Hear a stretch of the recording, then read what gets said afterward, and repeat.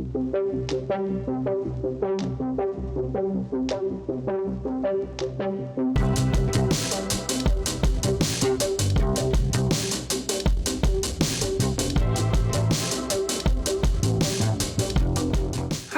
and welcome to another Farbank Fly Fishing School episode.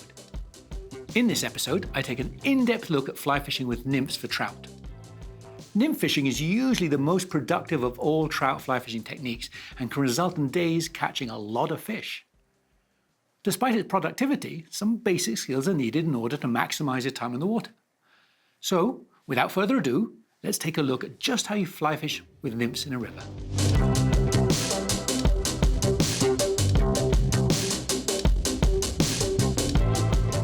Nymphing is a generalized term for fishing sub-water bugs. In the real world, there are nymphs, and these are the larvae of an insect that lays its eggs in the water. The eggs sink to the bottom, they hatch out and cling to rocks for a little while or bury in sand, and these things are called nymphs, kind of like this box of nymphs here. But again, the term nymph is just a generalization. There are other types of flies that don't actually lay nymphs, they lay larvae. Oh, wow. Like these caddis things and pupas. Whatever you're fishing, we're nymphing. It doesn't matter if it's a nymph or a larva or a pupa, the style of nymphing is just nymphing. So let's take a little look at what nymphing is. First thing to realize is in the general world, the nymphs can range in an enormous range of sizes. We have here a stonefly nymph representation. It's a massive fly, it's huge, it's long, it's heavily weighted, it lives on the bottom of a river, so it needs a lot of weight to get down there, and the real fly is about this size. And so you might have a really, really, really big nymph. You might have your standard sized nymphs like this, but sometimes you might fish tiny, tiny midges. And midges, man alive, midges can get down really, really small. So small, well, this is like a size 24. It's about the smallest fly I've got in my box. But you know what? Sometimes fish feed on those size 24s. And when they do, you've got to have that size range covered, just in case. Most of the time, because the nymphs live on the bottom, you need to fish nymphs with depth. So you need to get down. Nymphs will have weight built into them like this. This has got lead underneath. Nymphs might have a bead on the end, which like around the head, and that bead is a bit of weight, and that gets it down. So generally speaking, you want to select a range of sizes and a range of weights for when you're fishing with nymphs. Once you've got the idea of nymphs, and you've got your pupa, and you've got your colour range, and you've got your selection of nymphs, really then the next thing is to understand where to fish nymphs. Why do you want to fish a nymph? So let's take a look at the very next chapter on exactly that. Why would you fish a nymph?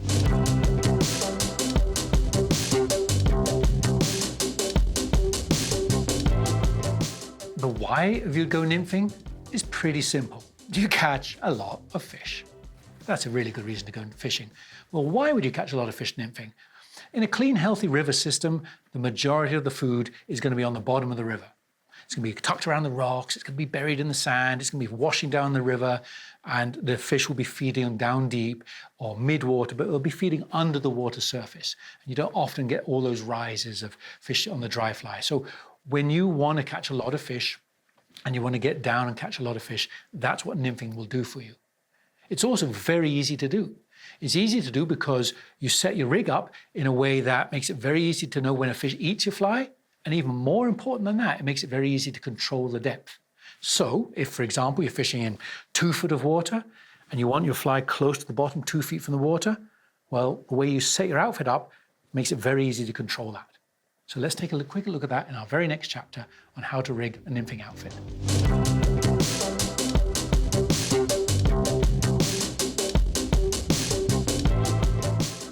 Admittedly, you can certainly go nymphing with your regular fly fishing outfit, whatever you've got. A couple of considerations. We talked about fishing giant stonefly nymphs. The heavier the nymph, the heavier the line has to be to cast it, the heavier the rod has to be. So if I'm fishing really large stonefly nymphs, I'm going to be fishing a heavy line, maybe a 6-weight line, and therefore I'll be fishing a 6-weight rod. A 5-weight's a good all-round rod, and if you're doing a lot of small nymphing with smaller flies and getting smaller fish, a 4-weight rod's good. But generally speaking, a 4 and 5-weights are ideal rod unless you're fishing really a lot of those big, heavy nymphs, in which case you do need a heavier line.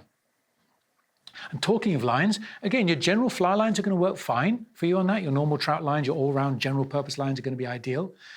But like anything else, when you specialize in this and you really want to get the best kind of tackle for throwing indicators and nymph patterns, as we're about to talk about, you really need to get the right type of line that's designed specifically to do that. And this line is called an indicator line, and it's called an indicator line. Well, we're going to take a look at what an indicator is in a moment, but an indicator is a big thing, a float basically put on your leader, and that unbalances your outfit. And so lines that are designed to cast indicators are a little bit more front-loaded, and they're designed literally to throw these indicators a lot easier than your regular trout line. So if you do a lot of nymphing, it probably will pay you off to get lines that are specifically designed for that. Now, I mentioned that word indicator. What is an indicator? Well, simply, it's a float. Look at that thing. I've rigged one up here. You can see this orange ball. That's a nice little float there. That is an indicator. And there's lots and lots of different types of indicator. Every angler has and migrates to their favorite type of indicator. And we're not going to really delve into the advantages of every single indicator. I'm just going to show you a couple of indicators. And why you fish an indicator? Well, first thing is, if here's the fly, and if I'm hanging my fly 2 feet below that indicator is controlling the depth. So my nymph will stay perfectly at the 2 foot depth. Excellent. If you know your water's 2 feet and you want to be near the bottom, this is a great setup. If your water's 4 feet, simply slide the indicator up another 2 feet, and then you've got your nymph a little bit deeper. So reason one for an indicator is because it controls the depth. And number two, hence the name indicator, it actually indicates when a fish grabs it. If this is floating down the water surface and a fish takes hold of this fly in its mouth, what's going to happen is that indicator will bob under, or it'll pull to the side. So you watch your indicator on the water, it controls the depth, and it tells you when a fish eats the fly. That's great. Now, an indicator doesn't necessarily have to be just an indicator like that, a bright orange version of whatever it is. An indicator could equally be a dry fly. So this nymph rig here is called a hopper dropper. And what I've done here is I've tied on a dry fly onto my end of my regular leader. And on that leader, I've hung below the dry fly my little nymph. And that little nymph sinks down. And this way, I've got an advantage because now a fish might take this dry fly because flies are hatching and fish will eat these bugs. And so I'm covered with that. But it also acts as an indicator. It also acts as a depth control. So really good, very useful, very effective technique of nymphing is to fish the hopper dropper. But one thing to keep in mind is this is a second fly. So in rivers where you're only allowed to fish one fly, you can't really fish this system. You've got to just go to the indicator, to the single fly. As I said, there's lots of different indicators. There's lots of colors. You want to have a selection of colors. You want to have white ones like this for fishing in dark backgrounds. You want to have bright color ones like you've seen here on my hand earlier for those brighter days when you can't really see them. So get yourself a selection of indicator colors. Get your selection of indicator sizes too. You can see I've got different sizes here, right? In calm water, I want to fish the smaller ones. That's going to be easy to see. And in bubblier, ripplier water, I'm going to fish a slightly larger indicator. So as you get into your nymph fishing, you'll definitely want to have a selection of color and different size indicators. So that's an understanding of the basic gear you need to go fly fishing for nymphs. Now, let's take a little look at how to rig it and some of the rigs that I use as a nymph angler when I'm out in the water.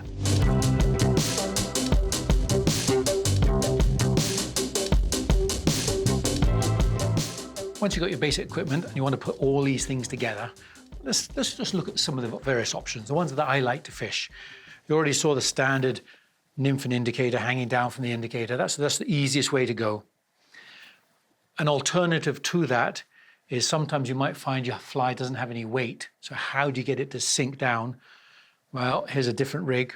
Similar vein, I have my indicator here, and then I've squeezed about 6 inches from the fly a small piece of what's called split shot. It's a little weight. And that split shot will take an unweighted fly down to the depth. You've got to get your fly down to the fish. So if the fly is not weighted, you need to add a little bit of weight on there. Something like this split shot is perfect for that. So carry some split shot with you. That'll help you as an angler. And all those are basically a single rig. And where you're allowed to, as mentioned earlier on, you've got to check the rules first. But where you're allowed to, you'll get a lot more effect by fishing 2 flies. 2 flies will give you choice of size. That's very important, choice of color for the fish, but more importantly, a choice of depth. You can ride one fly at the bottom and ride another fly maybe a foot up off the bottom, so you cover a greater variety of depth. And all of these will be fished off an indicator pattern. So here's kind of a standard tandem rig, different type of indicator I put on here just to show you. But what you can see, I've got my indicator, and then hanging down from the indicator, I've got an arm with one fly on, and I've got a longer arm with a second fly on. The second fly is always going to be the heaviest fly, because you want that to sink quickly and pull this fly down. So when you rig up two flies, always put your heaviest fly at the bottom. So that's one way of rigging up a tandem rig, just with a dropper tied with just a regular knot called a triple surgeon. Another way of tying the tandem rig is to set it up with what's called a tippet ring. For me, this is probably the best technique because it's so easy to change and repair and fix frequently. And all I've got here is I've got my regular leader, that 9-foot 4X leader I told you about. I've tied it to this little tiny thing here called a tippet ring, tiny and small. And off the tippet ring, there's one arm, and there's a dropper off that. And then a longer section here down to that heavier fly. So again, this will pull my fly down. And then if I'm setting this up to fish, I'm going to put my indicator on at whatever depth I think the fishery requires. And perhaps one other way, a lot of people utilize this method. I don't like it as much because I don't have the freedom, but it's a very quick way of setting up. Again, you have your indicator and you tie your fly on. And then to the bend of that fly, you hang a piece. And this, even though this is smaller, this has got a heavy tungsten bead on. So this will pull that fly down. So a lot of ways of rigging up multiple flies. Again, do check the rules. Make sure you're allowed to fish two flies before you go and set up with two flies.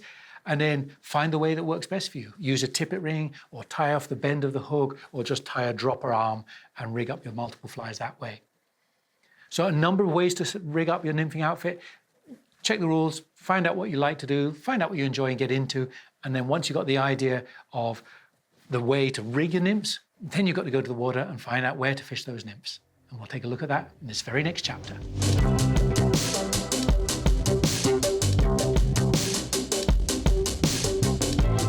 Any of those rigs are going to work perfectly well in pretty well any river you fish. But perhaps more important than the rigs is where do you fish in the river? Where are the fish lying? There's a bunch of clues when you look at a river to work out where the fish are. You always want to fish what's called the percentage water, the areas where there's more fish are likely to be lying. One of those greatest areas of all you want to concentrate on is what's called a drop-off. You can see here, this water is dark and there's a little bit of light colour. You see the colour change there? That colour change indicates there's a different depth. The darker water is slower and deeper. That shallow water is a little bit quicker and shallower. And you can see that colour change indicates exactly where that drop-off is. And so right now, if I was fishing this seam, I'd be throwing my nymph and indicator and let it drift right along the edge of the drop-off. That's a very high percentage section to concentrate on. Another good one is structure. Fish love structure. It's a hidey hole. It's where they can bolt if they get scared. So they like to live around structure. And structure would be a rock or a boulder in the river. It might be a little island, or it could be tree stumps like this and roots. These are perfect structures for fish. Probably big fish because it's such a good structure. There's a nice hidey hole, there's a bit of depth, there's some good current bringing food down to them. So a log like that is a perfect structure. And again, I would be drifting my nymph and indicator right along the edge of that structure and expecting a fish all the time there. And perhaps one more visual clue that's really easy to see is called a current seam. A current seam, well, take a look at this. You've got that fast water flowing here, and on the backside of that fast water, there's a little bit slower water. And the edge of those two currents, that's called the seam. That's a lovely spot to concentrate fishing.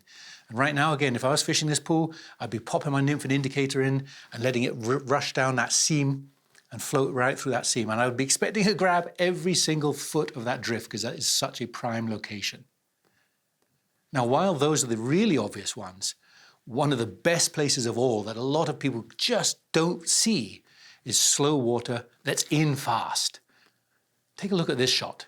You've got this big fast rapid coming down, lots of white water and waves, and right in the middle of the two, there's this little slow pocket created by a boulder or a shallow ledge, or could be created by a rock, whatever it is, but there's a slow section, and that will be chock full of fish. It's an amazing spot to concentrate.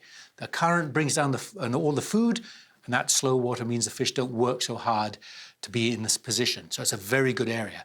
And I would probably target that first over any of the other ones if I have one. So when you get to the river, look for the clues. The clues will tell you where that high percentage water is. Concentrate on fishing those high percentage waters, and you'll definitely increase your chance of catching fish on a river. And on that note, let's stop talking about fishing and actually get down to the river and look at how to fish a nymph in a river.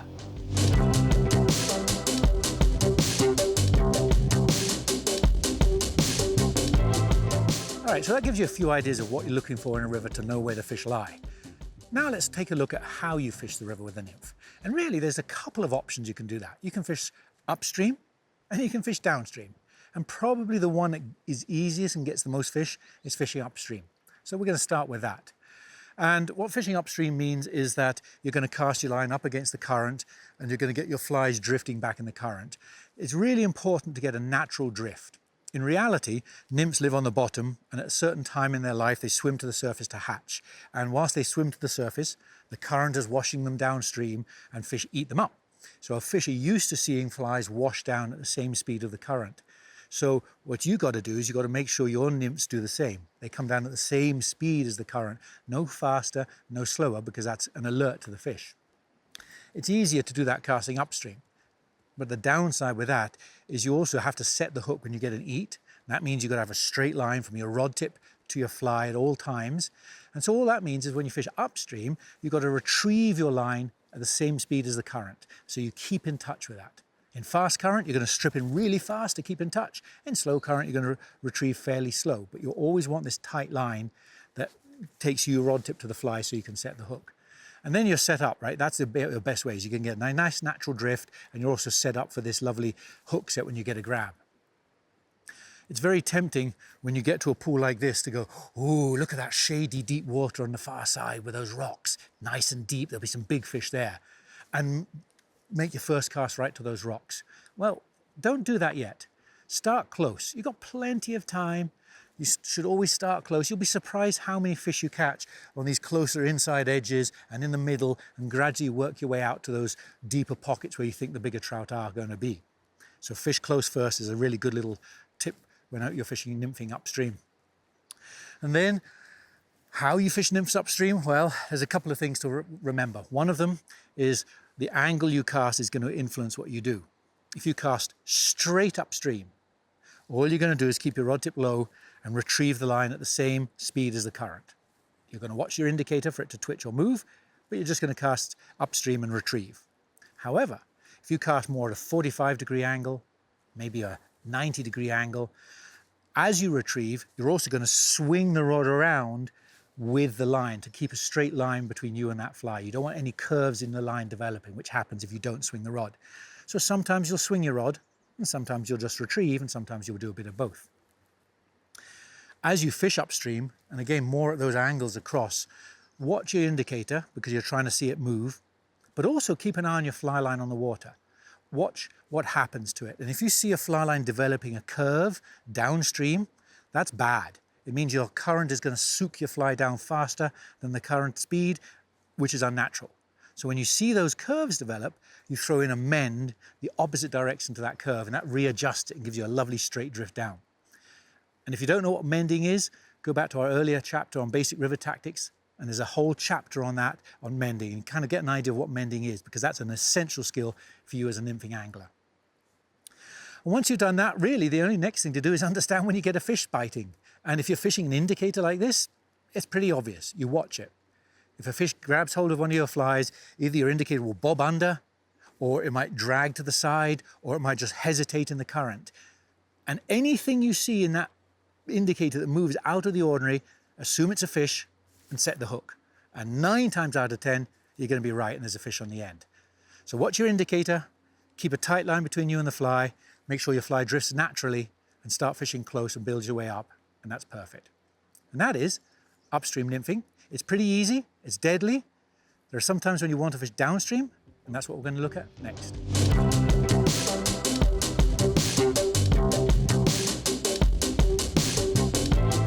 Okay, so let's take a look at fishing nymphs downstream. Why would you do that? That'd be the first question. There's probably 2 reasons you'd fish nymphs downstream. One of them is that there's a really good little slot in the water where you know there's fish, but you can't access it from below because there's a tree or the current is wrong or something. But you can from upstream. So you can go upstream of that slot and fish your nymph down. And that's a really nice little technique of getting those slots when you don't have to fish upstream. But way more useful than that is probably the fact that you can make really long drifts. When you're fishing downstream, you're going to pay out some slack. And that's what gives you a natural drift. So what you can do is you can make a 10-foot cast and feed out 20, 30, 40, 50, 60 feet of slack and get these long, long drifts. Your fly's in the water a long time, covering a lot of water, which you can do downstream. If you do that upstream, you've got to cast 60 feet upstream to cover 60 feet of water. So it's a lot harder to make those casts. So downstream nymphing is a really good technique, but it's a little bit more complicated. Because what you've got to do, you've still got to get a natural drift of your nymph. It's got to go down to the same speed as the current. And so the problem when you're fishing nymphs downstream is you've got to feed out slack at the same speed as the current. Let's say the current's going at 4 miles an hour. If you give slack at 4 miles an hour, then you get the perfect drift all the way down. Beautiful, natural drift, fish are happy, you're hauling in fish, netting fish left, right and center because you just got it right. If the current's 4 miles an hour and you're drifting out slack at 3 miles an hour, you're too slow. Underwater, your nymph is being held back. It's not natural. The fish won't take it so often. And how you recognize that is you look at your indicator. You watch it float down the river, and you watch it maybe related to a bubble, or maybe to a leaf, or maybe just a bit of the current. And you just basically want to see if that indicator is just drifting dead natural. If you're paying out slightly slower, the slack slower than the current speed, what will happen is the indicator is going to be going slower than the current. The current will be passing it, and that's called drag, and that's definitely not what you want. So if you see your indicator dragging and going slower than the current, you just need to feed out slack a little bit faster to make sure you get that natural drift. And that's the hard part about downstream, is getting that natural drift. But it catches a lot of fish because it covers so much water in a single attempt. So absolutely, you should practice and master that feeding out slack to fish the downstream. And there's a lot of pools where you can actually do upstream and downstream all in one cast. How about that for pretty simple? You can cast your line upstream when you've got a lovely long run and there's a nice bit of water in front of you, above you and below you. You can cast upstream and strip the slack in as the nymph comes down through that slot. And then once the nymph gets level with you, you start mending and throwing out slack and getting that drift. So the best of both worlds is do both. Find a nice long run and nymph it upstream and nymph it downstream. And really, that's the main thing about nymphing. Downstream, detecting the take is no different from upstream. You're going to look at your indicator and it's going to twitch or bob under or do something that's different from the current and just assume that's a fish, and the moment something happens, set the hook. So really, if you're river fishing nymphing, you can fish up, you can fish down, you can fish a bit of both. Those skills should set you up to be a successful nymph angler on the water. And as you get into nymphing and you kind of read articles and you talk to people, you might hear about something called Euron Nymphing. And we're not going to go into detail in it, but just take a little look at what Euron Nymphing is.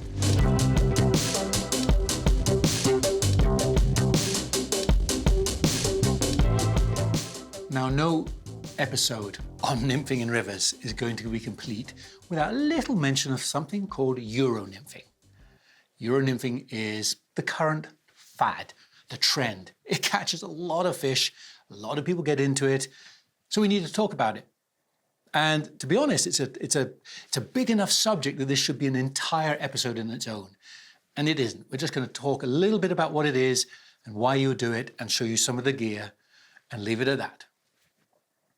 Euron Nymphing has evolved from Europe. It evolved from Poland and Czech Republic. Those are the areas where this nymphing style started. And basically, it's what's called a high-stick nymphing technique. There's very little casting involved. There's very specialist tackle involved. And it catches a lot of fish. Let's see why and what.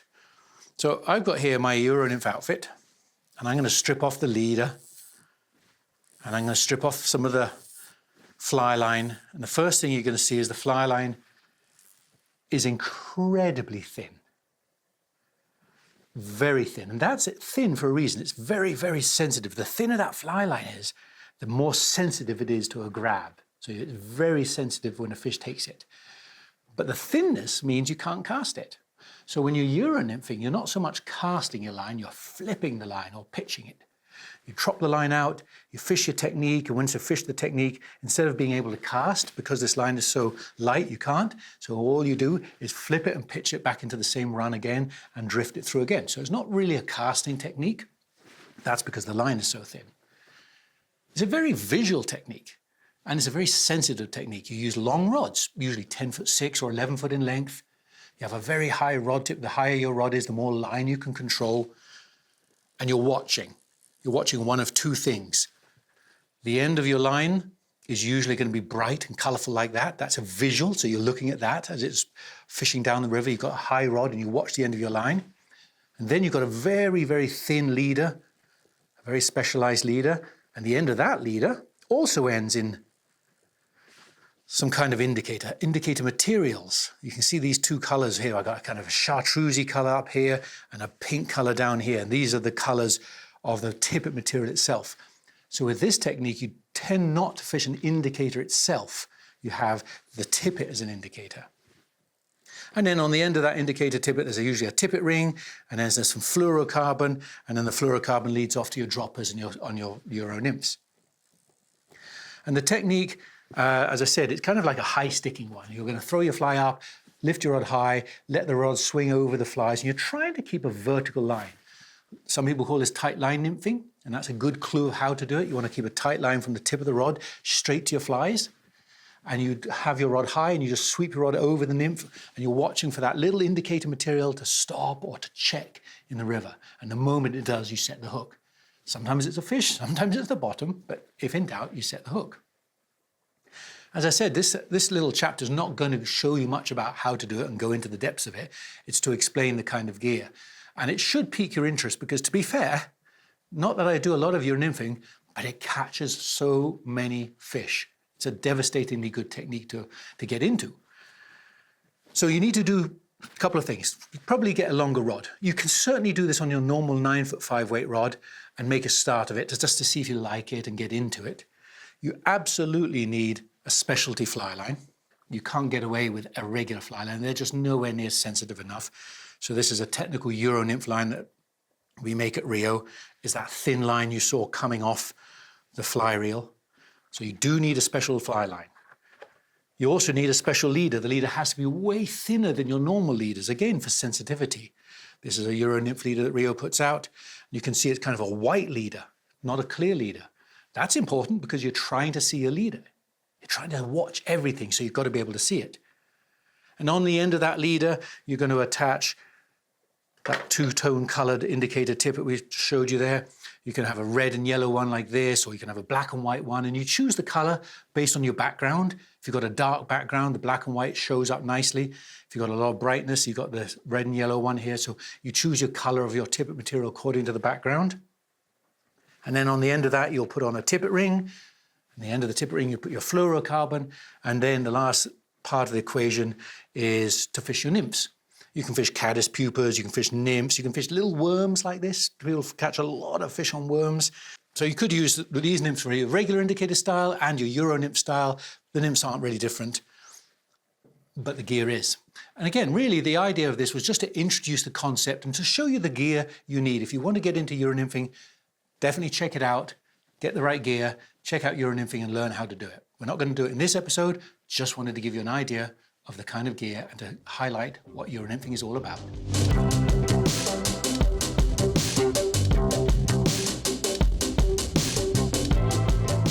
So there you have it. The core techniques and tactics that you as a fly fisher should know in order to become a successful nymph angler.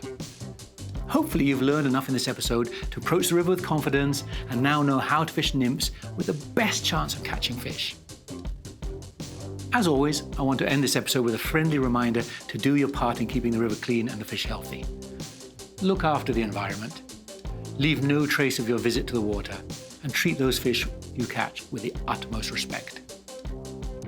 I hope you enjoyed this episode and also hope to see you on the water one day putting your newfound nymphing skills to great use. Thanks a lot for watching.